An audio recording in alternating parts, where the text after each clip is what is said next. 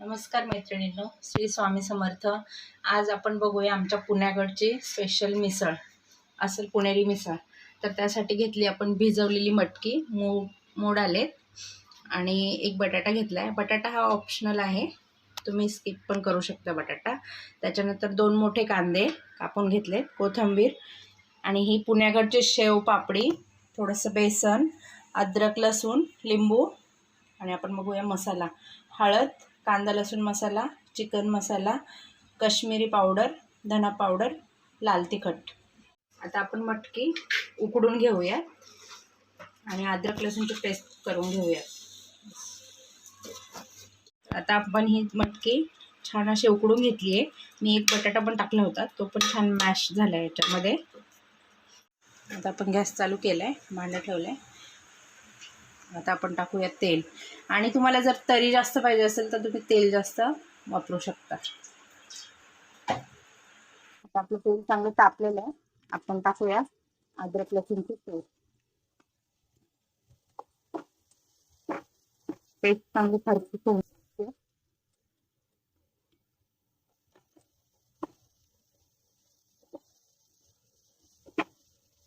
नंतर टाकूया कांदा।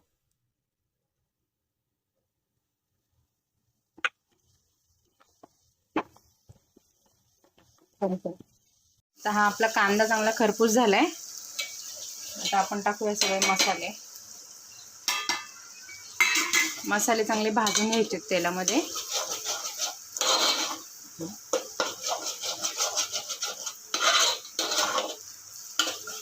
जेवढे मसाले भाजू तेवढे तरी छान येते।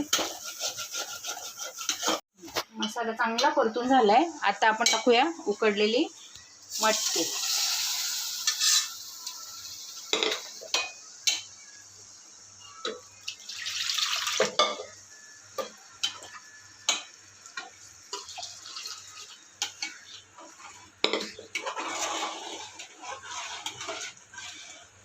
तुम्ही बघू शकता किती छान तरी आली त्याला। आता आपण टाकूया चवीपुरतं मीठ।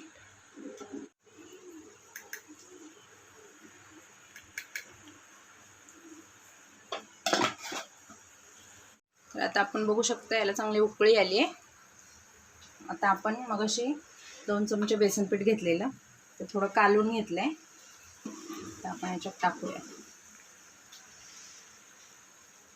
बेसन पीठ उकळीतच सोडायचं आहे आणि चांगलं हलवून घ्यायचं आहे, एकही गुठळी न होता।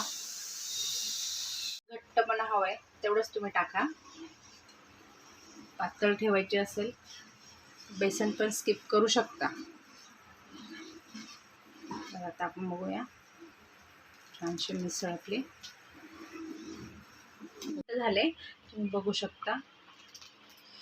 हा आपला पण तर आपली अशी पुणेरी मिसळ तयार। मैत्रिणींनो, आवडल्यास नक्की लाईक करा, शेअर करा, सबस्क्राईब करा।